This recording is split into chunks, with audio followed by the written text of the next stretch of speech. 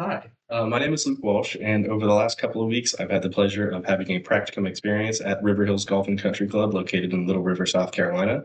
They are one of 21 courses under the Founders Group International label, which is an organization which hosts some of the premier golf and country clubs here in the Myrtle Beach, Pawleys Island area, which is also known as the golf capital of the world. It's one of the biggest destinations for golf and golf travel. So it's really been not only an interesting experience and a valuable one, but a pretty big honor to be able to work in a place that's held in such high regard in a location which is already held in such high regard in the world of golf. Morning, sir. Hello, man. How are you? Pretty good about you. Pretty good. PFW? FW, all right.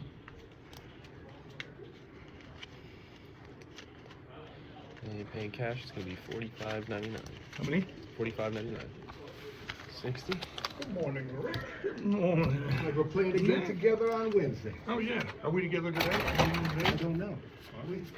We're I haven't a seen threesome you. with Dave, so I don't know either. Dave had a bag on his. I didn't look at the bag. But Did you need a receipt, sir? I do not. All right, 14. Well, you tell me, do I need my receipt? You don't need anything for them out there. Great. Thank you. You are all set. Enjoy your round. Thank you.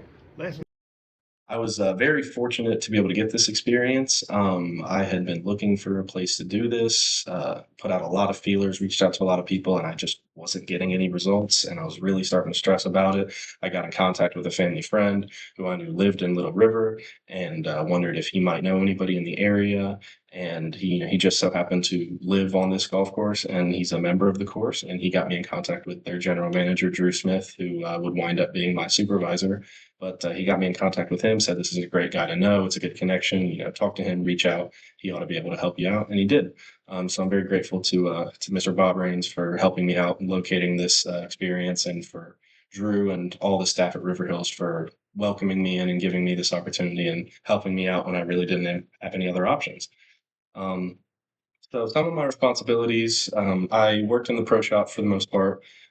So basic things, you're answering phones, people with questions, people might call in because they want to schedule a tea time, all that stuff's available online, but especially some of the older clientele, they don't want to do that. They'd rather just call. So we get a lot of calls during the day asking to make tea times or asking other questions like, is our driving range open? What's the weather looking like in the area? Are we cart path only, or are the fairways open to ride on in the golf carts? So just kind of basic answering questions and things like that, helping people out, trying to get people what they need, make them happy. And then obviously when people come in, we'll check them in for the round, make sure they're paid for. If they want to buy anything, we've got apparel available, gear, clubs, shoes, little ball markers and balls and all kinds of different things that you might want to buy or might need to buy for your round of golf or afterwards. We sell a lot of souvenirs. So that's part of my job is checking people out when they find something they want. Maybe as they're looking around, try to steer them in a direction where they might buy something, direct them towards sales racks, or point something out that they might have missed.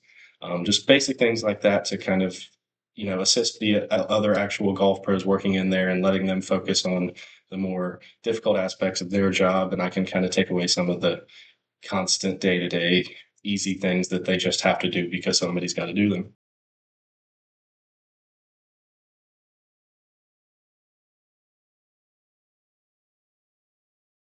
Would say the most important thing that I learned, and it happened very recently, was after an incident with another person working in the pro shop who had been taking somebody's call on the phone, and that person became frustrated with what was going on. They weren't really understanding the situation, and they started to get quite upset with the person they were talking to the point where they ended up sort of yelling and cussing and stuff like that on the phone. And he just hung up on him. And I was kind of surprised by that because in my experience before working in restaurants and various jobs like that, you never want to do that. You always want to try to calm them down and talk them down and diffuse the situation. And he just hung up. And, I asked Drew, our GM, why he did that. And he said, because that's what he's supposed to do. He said, because if there's one rule we have here, it's that nobody gets yelled at except me. He said, people can yell all they want, but they yell at me. They don't yell at you. So if somebody's yelling at you, you hang up. And then when they call back to complain, I'll talk to them because they yell at me, not you.